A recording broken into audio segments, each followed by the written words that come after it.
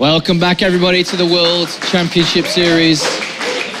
We're here in Cologne, Germany, for the last day of the round of 32. As in a couple of weeks' time, we're going to be making our way to Toronto, Canada, for the season finals. We have 2 tickets available today, and we're about to play for 1 plane ticket to North America, joined by Todd and Roddy. A big match coming up now. I know a lot of people have traveled here today to see Jaedong play. Also, we have the possibility to have 2 German players at the season finals as well. This is a big match. Absolutely. At the start of the day, I really felt that despite everything, you know, despite all the jokes and what we kind of expected, that Jaedong was a pretty big favorite going into this group. But now I really don't know. GunGFuBanDa looked extremely solid in his first series of the day. And Jaedong, I mean, like, he had to work so hard for that victory against Elfie. Even the games he won, they were not one-sided whatsoever. And I think his PvZ is quite all right. I'm not that familiar with it. I know in PvP, GunGFuBanDa is really good. PvZ, I think he's going to be quite good as well. I think it's a close one, really. What are your first initial thoughts on here before we look at some talking points, Todd? Jaedong, you know, he struggled a little bit against Elfie. I feel like GunGFuBanDa is just better in general. So I pretty much agree with Kevin here, and I think it's going to be pretty tough for the Dong to succeed. All right, well, let's bring up the first talking point then between these 2 players. We mentioned at the start of the day, Jaedong has 1 matchup to practice for. Makes it really easy for him to train for this group. But at the same time, this is a bit of a problem too, isn't it? You expose yourself, you show your style, your builds, your strategies. Doesn't this then, the more he plays, become a weakness the longer the day goes on? I think, yeah, it's possible, but it definitely, you know, has enough builds to pick from. And I actually feel like there was a few games or maps in which he didn't particularly play that well, like build otherwise. You know, for example, going for Mutus, I think it was Iron Fortress, like, not that good. I feel like if he had gone for Roach Hydra Viper, he would have won that game in 12 minutes instead of 30 plus. Well, I mean, he chose and liked Mutalis a lot. That's something which obviously now GunGFuBanDa coming into this is going to know about. Yeah. He can start to adjust stylistically towards this, makes it a little bit easier, Roddy. I really think this is going to be a much more Roach Hydra Viper series by Jaedong, though. Like, I felt it was kind of in the first series, he was freestyling a little bit, like the burrow play as well. Like, that is a cool meta play, but that's not something you do twice in a best of 3, and especially not against someone like Elfie, who's not particularly well known for his, you know, like quick 3-base or something like that. So I was a little bit surprised by the builds he went for. I think this series we're going to see a lot more of the Jaedong we've seen in the last 2 months. You know, Johan and I have casted a couple games in the Dingit as well, where he just went for Roach Hydra Viper timings, and he executed them pretty well. Like, his ZvP has looked better in some of the previous games that I've seen than his first series of the day. I think this is going to be better, but is that going to be enough, though? All right, well, as you can see on screen here, we have Coda being played second. Vani Research Station is third. I want to talk about that map now before we go over to Iron Fortress. Vani Research Station, in this matchup, gold base, gold base, gold base. Jaedong mentioned this yesterday in practice. He said that every Korean Zerg on the ladder over there is doing this. What are your thoughts for this, especially if we get to that decider map? It's interesting because earlier today I think he vetoed Vani and he actually picked Echo, and this time he decided, like, man, Echo is so difficult, so I want to play Vani instead. But yeah, talk about us. Maybe it's because he's playing against a Protoss that plays a lot more standard, supposedly. But yeah, Vani and the gold bases, especially if you don't practice that much against it, I think it's going to be difficult to play on. You talked about, you know, some of the games that we casted together. I think back then he beat Showtime and on Vani with some very, very strong gold base play, which seemed really hard to play against. So it's going to be interesting to see how it goes if they play on this map. All right, well, let's load up the first map then. So it's going to be Iron Fortress, I think it was the first map. Did I get that right? No? Yes. My memory's good enough. Whew. Iron Fortress, first map between these 2 players. We saw Jaedong play this map a little bit earlier on, Roddy.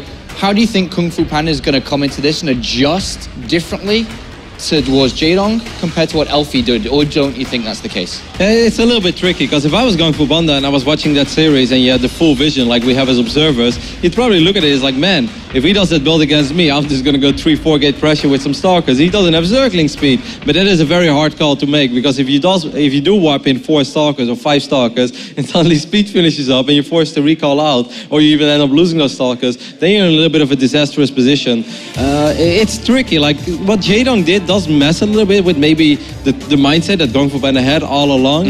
I'm not sure how I would approach it if I was him. What would you do, Todd? I think in the first game in all of my games actually, I tried to play solid.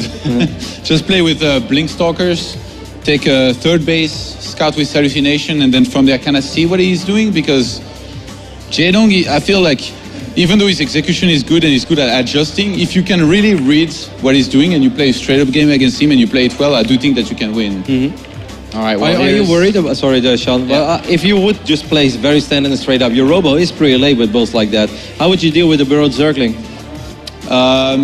I think if you scout early on with hallucination very quickly, if you think there's a chance he will do that, you can pick up on the fact that speed didn't start and yet he mined 100 gas, and then you can realize that it's burrow, and then you will send your probe earlier to the third base and plan down a pylon and cannon earlier. Okay, cool. All right, well, GunGFuBanDa, fantastic start, debut within the World Championship Series, 2 wins, of course, in Challenger, and now here today. He looked confident, he looked happy, he was thriving with the support in the crowd, and he just didn't really and wasn't making mistakes in that series. I'm expecting him to continue on in this one as well.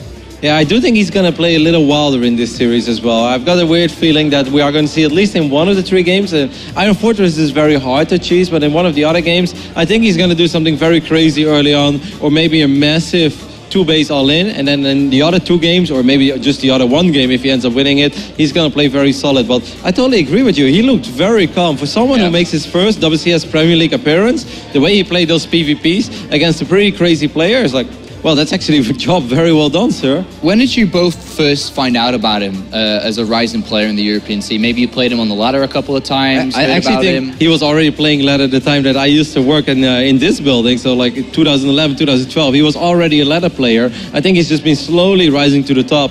But yeah, the first result that truly impressed me was probably the Fragbite Masters, where he finished up as runner-up. Like, we knew that he was like one of the good, like a solid Protoss player in Europe, but I didn't know he was that good. I didn't know he was capable of taking MMA to Game 7. And for you, Todd, your experiences with him in the past? I think about the same time. I mentioned already the series that I had against him in WCS, which was the last match. And he didn't leave the best impression. After beating me in first game with the proxy, he danced units. So then we had this very, very long last game on Overgrowth, which you probably remember, where I had Mass Tempest. Oh, yes, I do. Remember that. And I asked him if he wanted to dance before finishing him off. So not the best of experience. But since then, he seems to have improved a lot. It's actually very impressive. I mean, he's grown leaps and bounds here. It's the biggest moment in his career today. I mean, he's got 2 top 4 finishes in EPS. You know, that finals, I think, was a fantastic moment in Fragbite Masters, but for him to beat Jaedong on this stage, to play in Canada in the season finals, I mean, that's a moment which every single player that, the reason why they compete in the World Championship Series is for a moment like this. Yeah, for every player, it's truly beautiful to finish top 16 WCS Premier League and even making it to Canada. That's absolutely amazing. But if you do it on this stage against a player like Jaedong, it doesn't even matter in what shape Jaedong may be. You will always have that result behind your name. Like, I won WCS Group H over here. Final series, won my group, top Jaedong. Like, that is something that you can be very proud of. And you can be part of the I Beat Jaedong Club, which very few people are part of. All right, we know, well, I'm not actually sure who the crowd is cheering for this one. The German player, Jaedong. It sounds like Jaedong, boys. So I think it is Jaedong.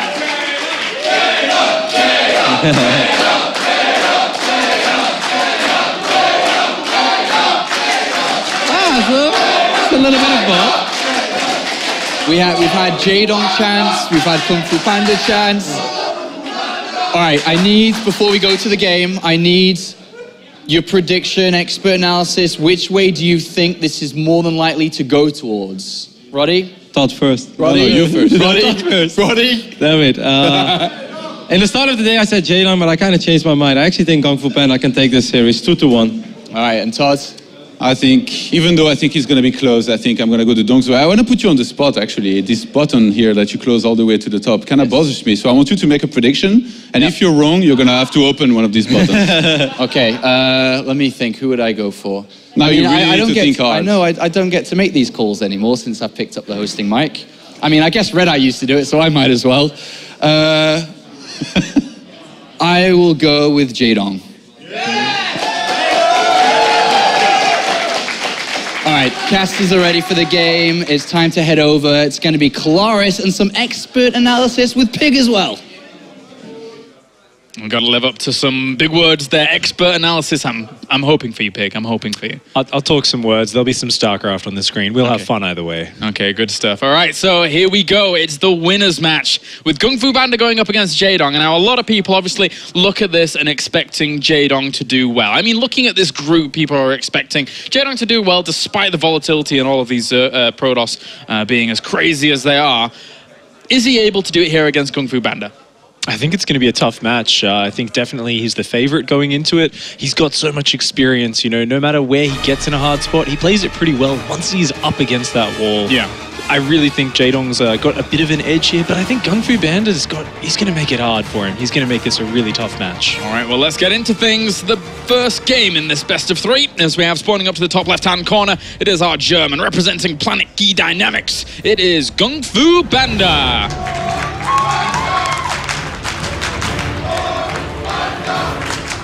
Serious face. Wants to win this one. That's the face of a killer right there. Face of a killer. Speaking of another killer, towards the bottom left-hand corner, it is our blue Zerg. He is the tyrant representing evil geniuses. It's Jaedong. Oh, you see that little glance over towards GunGFuBanDa? Did you see that? Get kill this nerd. You know, I was a little bit worried for Jaedong before the match started. The camera was on him, his bottom lip was out a little bit, but he's assumed the Jaedong face there, you know, no emotion slipping out. He looks focused, he looks like he's in the zone.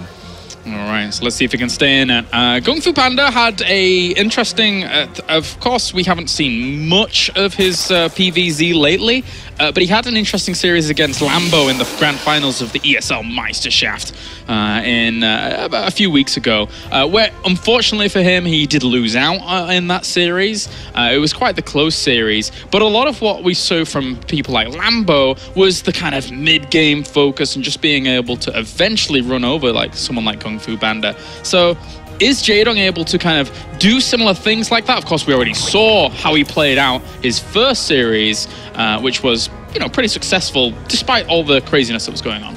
Absolutely. I think Jaedong is going to be potentially shifting more towards that Roach Hydra style in this game, as he has showed some muta play, and it's showed itself to be a little bit temperamental, even when he was surprising Elfie, kind of denying the scouting of that Spire to the last second. And here we go. This is what I love to see, that drone heading out to that third base. It's good to see that Jaedong's willing to take some risks. He's not just going to play ultra conservative. He's going to go for that 3 hatchery before pool build. Helps a lot that he was able to spot up this Nexus all to up to the top left-hand corner, as he sent his Overlord in the right direction to start off. So quite fortunate here for Jaedong to start things out, wouldn't you say? Absolutely. You know, you get that first scout. It's really, really fortuitous. You can see that Nexus first. You go, okay, I'm going to go as greedy as I want. And it is going to be interesting to see if he drops down a gas to get a Ling speed, maybe at an okay timing. But realistically, there's no pressure from either side. They're both doing the most efficient build they possibly can. And from here, they get to just skip that early phase. Both say who can race up the economy, who can be more efficient. And interestingly, we do see that fast gas from Jaedong. Now, I'm really curious. He seemed really obsessed with Burrow in that last series, and in the interview, you know, he did make out like, oh, it was something I just kind of did on the fly, but Jaedong's not one to give away any of his tricks, and I feel like he might be going for that Burrow before Zergling speed once more. It would be cool if he did. I mean, on a map like this, I mean, everyone knows it's difficult for a Protoss to take a third base, never mind taking a third base when it has been delayed slightly and your opponent could be conspiring against you to even just put on some pressure after that. Especially on this map, you know, those wide open areas between that natural and that third, it's even scarier than normal. But we do see a fast evolution chamber coming out of Jaedong. So what I'd be assuming he's going to be going for is probably a +1 melee build, something along those lines, get a bit more mobility. And I think this is actually one of the only maps in the pool which is super friendly towards Zergling play. Rotterdam was asking me about it. He was saying, you know, what do you think? I feel like Zergling plays great on this map. Yeah. And I've got to agree, we do see that fast +1 melee kicking in now. There's a probe hidden over to the right-hand side here for GunGFuBanDa, so could make use of that later on to maybe put on some pressure himself. But the +1 melee here for Jaedong, what is it designed for? What is the kind of things he's either looking out for in a defensive manner or looking out for it in an aggressive manner? How is it used?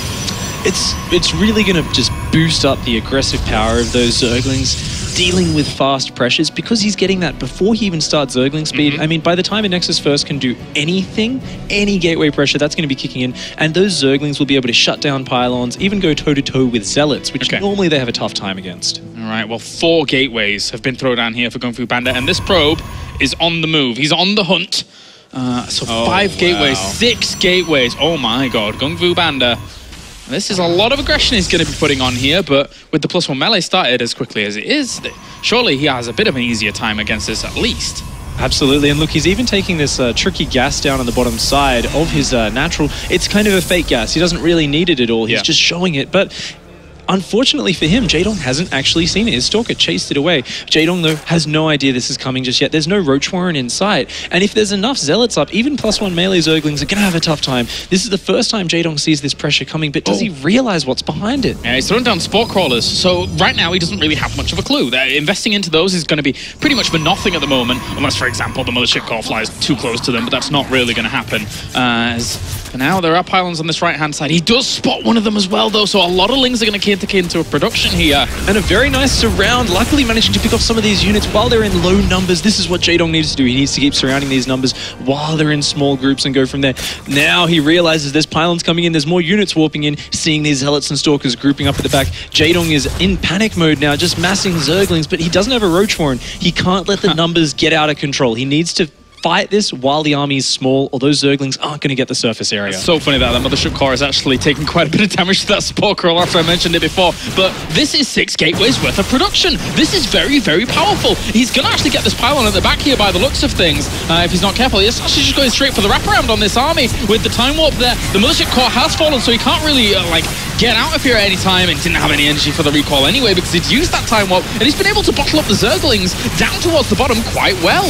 Oh, those Zerglings running to that choke. Beautiful Zealot warp-ins from GunGfu, and he's just caught Jaedong by surprise here. A little bit of a risky build, skipping this Roach Warren, and we can see it's backfiring here. Jaedong just trickling out Zerglings, but how's he ever going to get enough to overwhelm this? You know, picking off a few Zealots at the back, though. Jaedong finding the pickoffs where he can get them. Yeah, more Zerglings are on the way from all of these bases. It's somehow, some way, he's got to try and amass. But as he's amassing, I mean, there's just going to be so many Zealots in.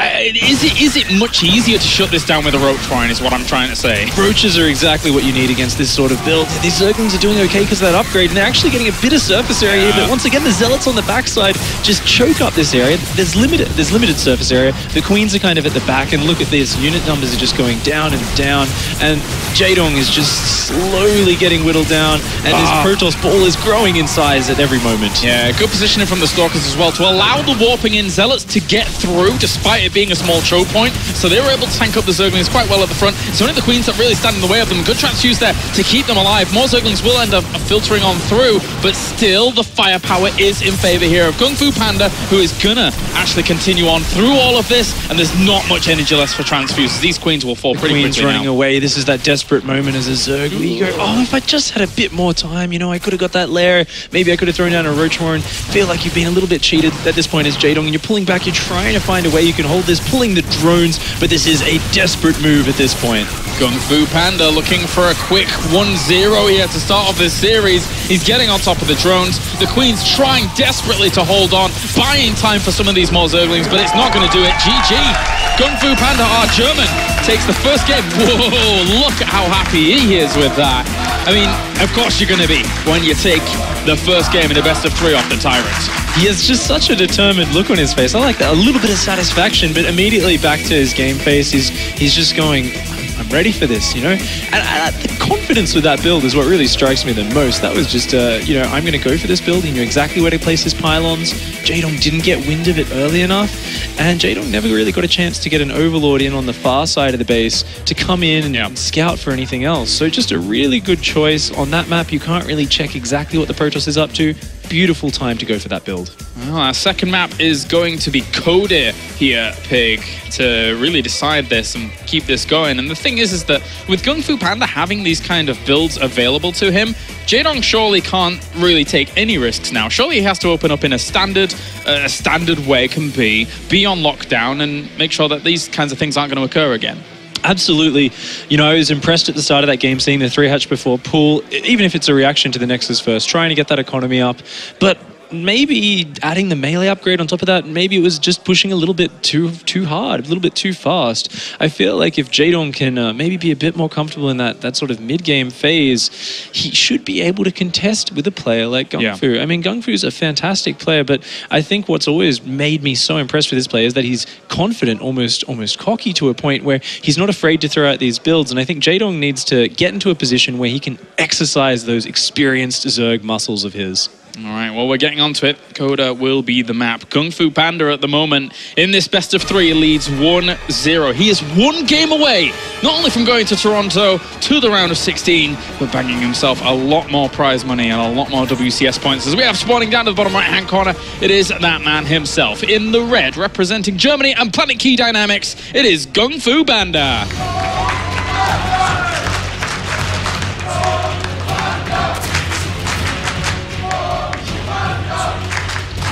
Facing off against the Panda up to the top left. It is our blue Zerg representing evil geniuses. It is Jaedong.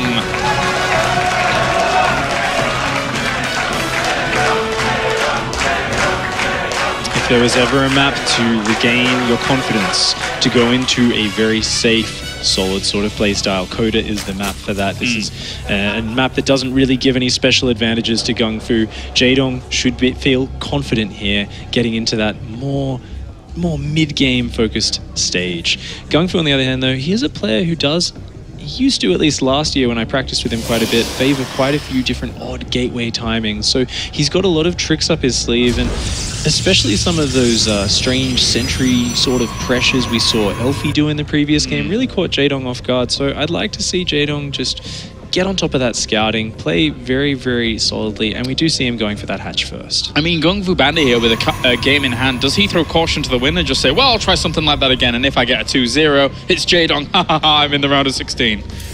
Why not? Why not? I could.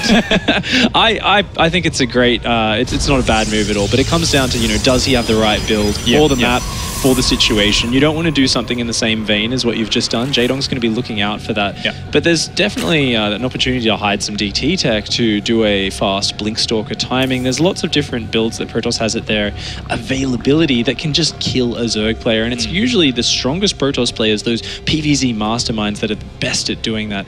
Interestingly enough, Jaedong here, he knows this isn't his tournament life on the line, and he's going to take that risk, blindly going for that 3 hatchery before pool. I like it. It only really suffers against the proxy gate. He'll see a cannon rush in time to react, and this gives him a nice edge against the gateway first opening of GunGFu. I mean, in the games that we've seen here from Jaedong, it's been either there's been more gas commitment to slight tricks on his side compared to what you normally see from conventional Zergs, right? So is there anything that a Protoss on the other side can do against these kind of tricky moves from Jaedong, or are they basically just forced to kind of sit back, play their own games, and not really react to that too much? I think what we've seen so far is that sometimes these tricks haven't worked out because these Protoss players have been willing to take risks. They're not predictable at all. We saw in the very first series, Elfie sometimes seeing, a gas opening and going, I don't care, I'm going to do a gateway pressure. There's no Zergling speed. Suddenly Jaedong's caught on the back foot. Likewise, in that last game, it was like, I think I can squeeze out this melee upgrade. GunGFu didn't know about it, but he happened to commit to a build that countered it. So whenever you take these little risks as Jaedong, you've got to not let it affect your mindset when they don't work out. I like that idea of mixing in a few risks here and there. Maybe this is the way he likes to play it, and you're not going to lose every single gamble. No one has that much poor luck. So I feel like Jaedong, if he's taking just a few small risks, he's already been punished a few times today. I think his luck should be about to turn. I like that. I like what you're saying about not affecting his mindset. I mean, of course it's Jaedong, and nothing probably really affects his mindset unless you're SOS from 2013. But aside from that, it's something that, could throw other players off, definitely, with these small things. But for now, Jaedong is the beast. He is the tyrant. He'll try and hunker on down. He's getting himself 2 gases off of this. He sees 2 gateways at the front. Now, he's got to be a little bit wary as to if there's any more gateways going on in the mid. And that's usually what this Overlord is for, but this is really interesting, actually, because there's still only 1 gas for GunGFu, and it looks like he wants to do the same build as the previous game, potentially, because realistically, what else can he do without that gas? And we see this probe has snuck right through Jaedong's lines over here on the left-hand side of the map, coming right up through the middle. Some beautiful probe positioning here, and he's going to set up that pylon, and he's going to be dropping a flower of Actually, not gateways. A flower of Stargate. A flower of single Stargate, that's right. This is actually your 3-gate Zealot pressure with the Oracle follow-up. So the build starts to make sense to me now. I was going to say, that's the saddest flower I've ever seen, man. It's got no petals. It's just that small little bit in the middle that I don't know the name of. It's a stem. He's got the stem of the Stargate there, and it's still a very strong build. And what you'll notice with this is that this is not an all-in by any means. By skipping that gas, he's had a lot more minerals to both chrono boost out probes while affording these gateways. So this is a nice build from GunGFu. Jaedong coming in for that surround, though. Here come the Zealots. They will be able to trade off against these Zerglings, all right, to be honest with you. Pushing those away, it's all about the 3 Queens and the Roaches, especially, that are the real power punch of this defense. Likewise, he's also got Spore Crawlers about to finish up pretty soon, so the Oracle can't really do too much. Nice and cool under pressure. Jaedong did poke in with that Overlord. He did see the Stargate, and he's reacting with those Spore Crawlers, getting out 8 Roaches to make sure even if more units are warped in, he's completely safe. And what are we going to see behind this? Drones and a lair. This is just a really nice move from Jaedong, even going to try and capture these Zealots, stop them from getting out of there, and this is just a perfect response from him this game. Good stuff. Of course, technically, I guess, could have recalled those out there with the Mothership Core, but, you know, it's blow for blow. Hydralisk then comes in pretty quickly here for Jaedong. He knows exactly what is going on. There's the Void Ray in production as well, which is probably going to be used here to commit towards a 3rd base and try and hold it, but if he had a ton of Roaches, could Jaedong do something with... Hydralisk, could he do something with this? He definitely could. I mean, we're probably going to be seeing a 3rd base out of GunGFu very soon. He's got that Forge down. He's looking like he wants to play the later game. And a fast Hydra Link timing could be fantastic. You know, the Protoss has committed to some large aggression here. They haven't got a lot done with it. They've delayed their tech. I mean, let's take a look at that sentry count. There's 2 sentries right now. He's got 3, 4, 5 force fields between them. He's not going to be able to hold a frontal attack, and that's why he has this Void Ray. He's saying, well, I can hold off Roach Ling with that air superiority. Suddenly, when Hydralisks arrive, though, he could be in a lot of trouble. And Jaden's going to be looking for that timing of that 3rd base. He has an Overlord down there, is a little bit weak, doesn't know about the Hydralisk. Then the Overlord starts moving towards that 3rd base location while the Oracle flies in. And this is a big deal, because if he springs into action with a lot of units, you know, I think there's definitely the room to punish here, surely. Absolutely. You know, GunGFu's got to be kind of thinking, how can I get myself out of this situation?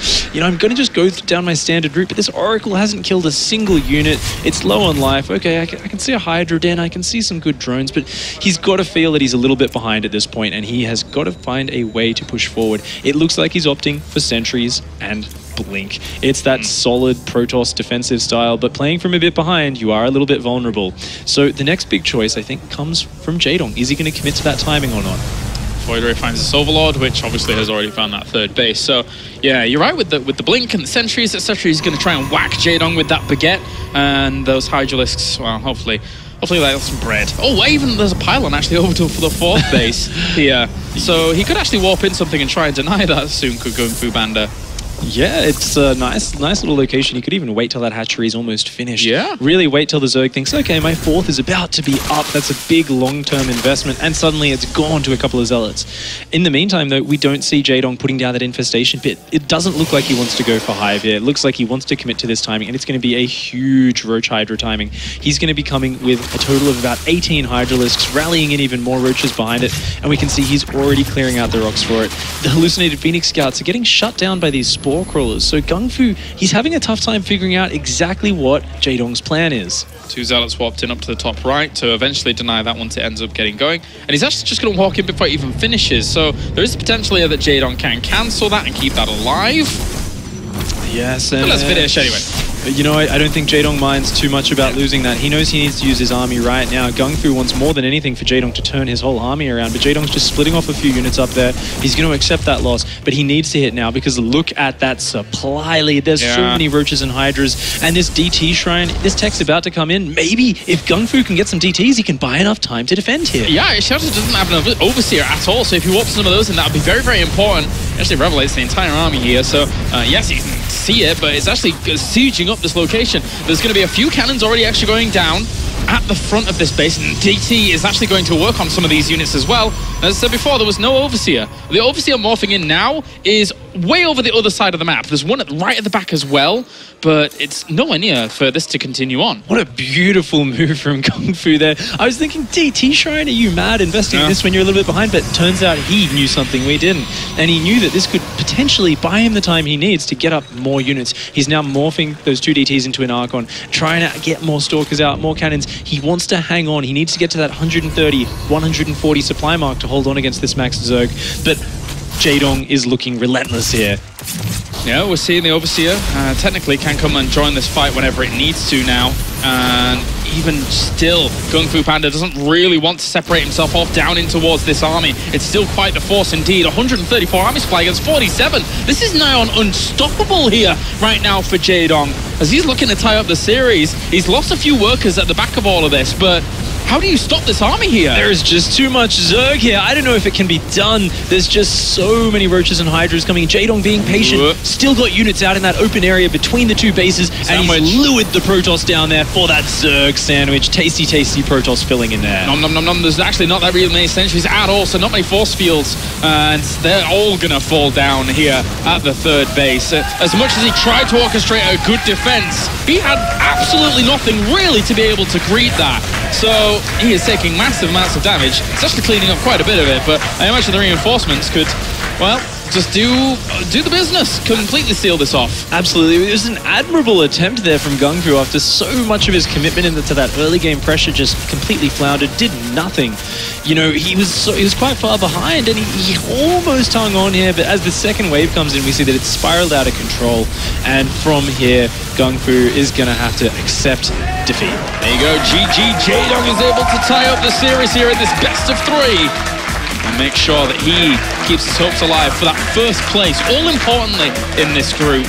Because, to be honest with you, that's actually quite important. You want to go into a group with 2 2nd places, not necessarily 2 1st places. Absolutely. It really does make a big difference, actually, the seeding. And I think it's also a pride thing for Jaedong here. It's something, not only pride, but it's a testing of his own skill. He feels a bit unconfident in the Zerg vs Protoss matchup. He's struggled with it historically. You know, it's the matchup that's denied him his BlizzCon World Championship in 2013. And it's just a very tricky matchup for him, it seems. But in that game, he showed very good understanding, very on top of his scouting. I love that he just, in the midst of this pylon going up and this mothership pressuring him, he scouted in, saw the Stargate, saw what he needed to know, and from there it was a simple method of deflecting the pressure and then overwhelming in true Swarm style. I've got to ask you, Pig, here, going into this group, do you feel Jaedong's having a bit of a harder time than some people expected, or do you think with the crazy nature of this group, I mean, obviously he dropped a map to Elfie, and now he dropped a map to GunGFuBanDa at the beginning of this series, Is he having a rougher time than people expected, or with the way the makeup of the group is it kind of to be a little bit expected? What do you think? I'm really not sure. I think it's such a tough group, and we all knew there was going to be a lot of curveballs thrown at Jaedong. Yeah, a lot of craziness. Yeah, and he's struggled with them, but so far he's come out in the lead, even if by a fingernail in that 1st series, you know. He's at 1-1 now, tied with GunGFuBanDa, and maybe he feels like, oh, you know, this young player, I can't lose to him. But for GunGfu, this moment means so much to him. If he can come out of his group 1st place and go through to the round of 16, I can just imagine how amazing that would be to feel that as a 17-year-old. All right, so 1 map stands between both of these players and the round of 16. One of them will be moving on to Toronto, the all-important ticket to Toronto. Season 2 finals have already become this kind of thing of mythic legend, going over to Toronto just because of how the events have been over there so far. The Canadian crowd does that. You know, it just creates that atmosphere. Every player wants to go over there and play. Let's get into it. Game number 3, Varney Research Station here to round out the series as we have these 2 players facing off. Uh-oh. It just keeps happening. Spawning up to the north, it is our red Protoss representing Planet Key Dynamics. It's GunGFuBanDa.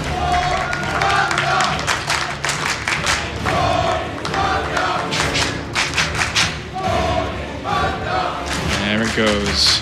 Ominous. And down to the south, we have our blue Zerg representing evil geniuses. It is Jaedong.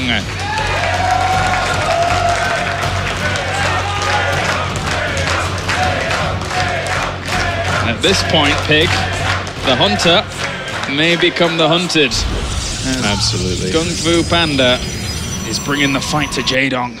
This is just so brave, and there's an element of poker in StarCraft sometimes. Are you willing to bluff, or are you actually just going to go all in and take that gamble?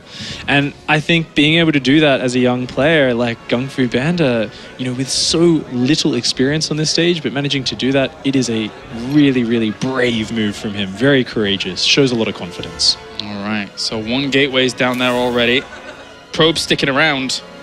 So this is going to be quite the commitment to gateways by the looks of things. Oh, GunGFuBanDa. You crazy machine, you, of all games to bring this out, of all opponents to bring this out on. Jaedong!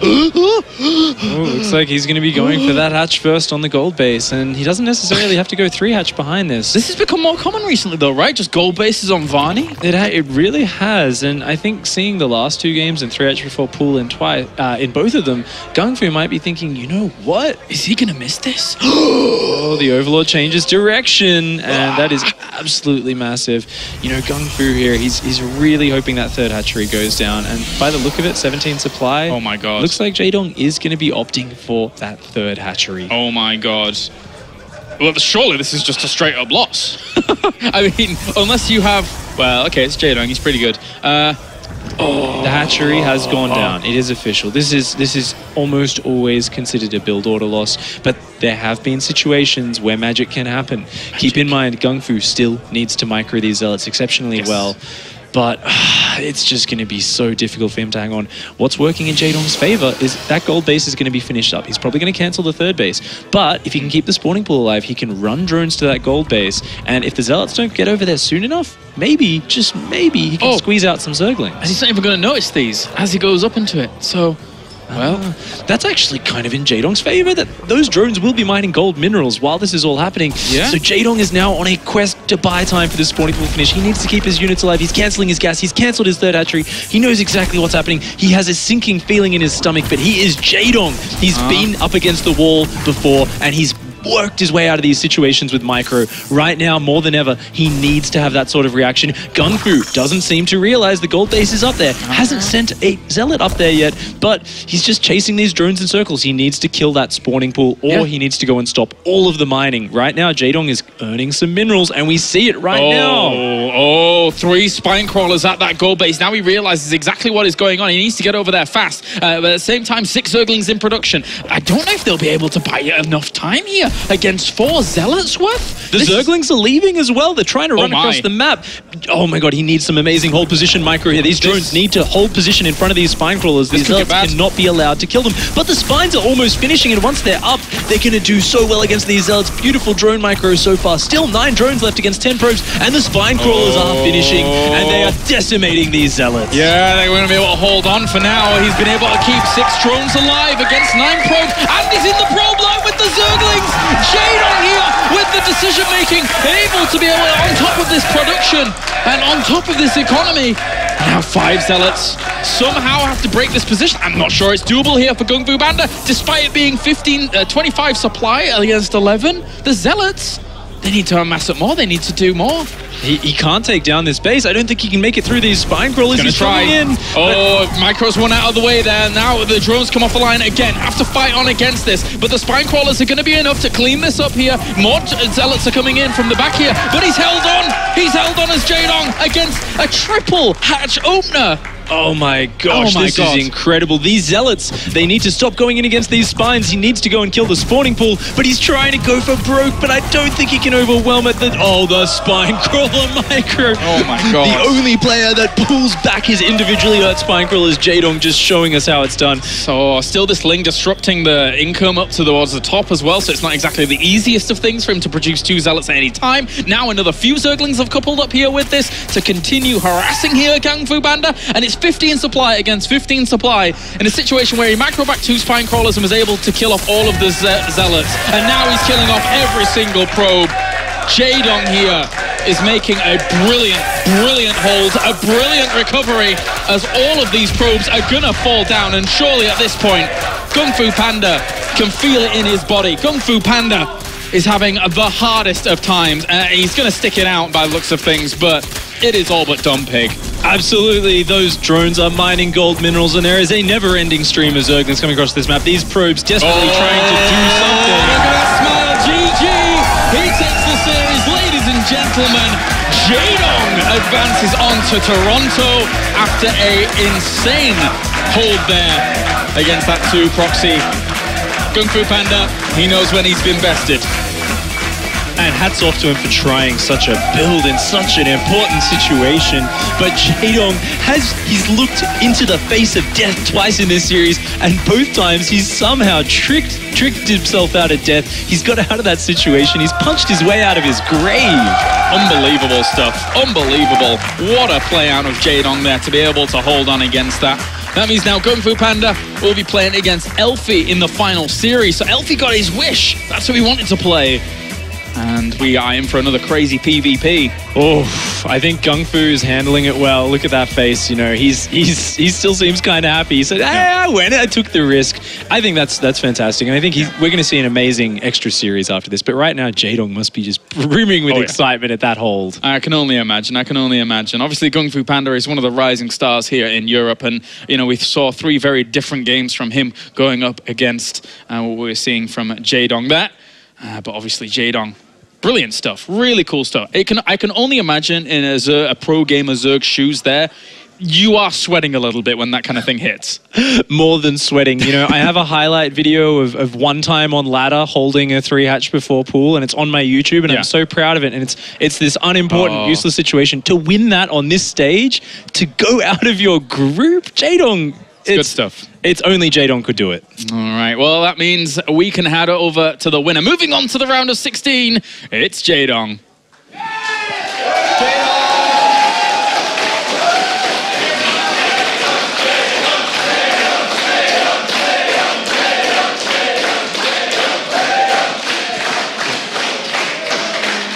JD, 2 times today, it's been so close, but you've come out the winner. Were you nervous every time? What did you think this time? I mean, game number 3, 3 hatchery, double gateway outside your base, the Zealots walk in. Did you say, oh, it's no problem, I'm Jaedong? What did you think? There it is. I don't know. It happened only for me. Only for you, just because it's you? I don't know. Always close game. I think I'm always close to game. Did you, with the gold base, you took the gold base. As soon as the Zealots came in, you knew exactly what you wanted to do. Drones to the gold, 3 spine crawlers. Have you practiced? Have you defended this type before? No, it's first time. First time try?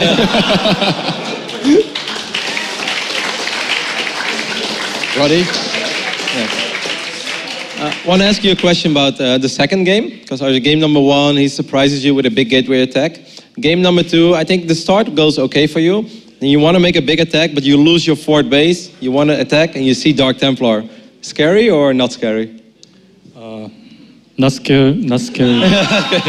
Because didn't lost a drone, and if he made DT, then no army. I know, so just attack. All right. JD, you go into Canada, you go into the big stage. I see that smile. It's I mean you've had a slow 2015. You're now going to Canada. You're going to compete there. How well are you going to do? You're going to win this tournament for us? There's everyone here that wants you to win it. There's a lot of people at home that want you to win it. Are you good enough to win the season finals in Toronto? Of course, will be better than now. I have a few weeks, so I will practice a lot. Then you guys can watch. I win.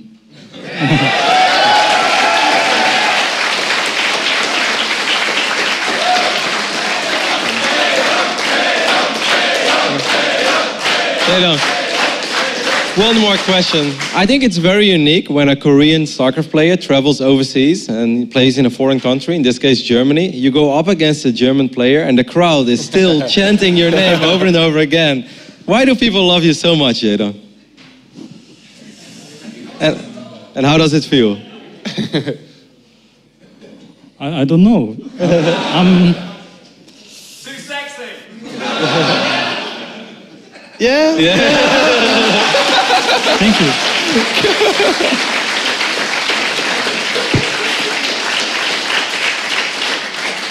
And no doubt in Canada it's going to be the same. There's going to be a lot of people chanting Jaedong over and over and over. A few words to your fans here and the Canadians that are going to come watch you play in Toronto too. What do you have to say to them?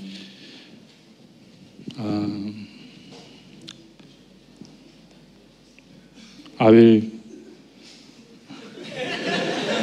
Sorry. See you in Toronto. Ladies and gentlemen, Jaedong, first place finisher of Group H.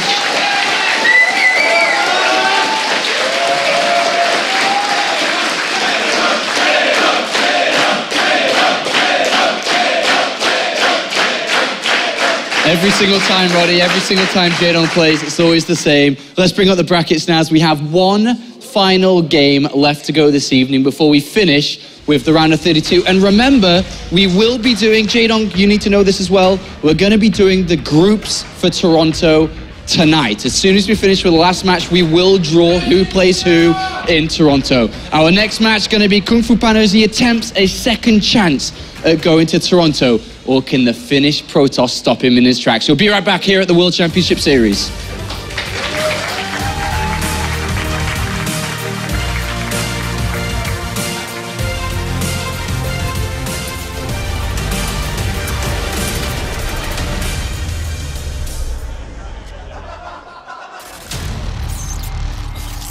I move objects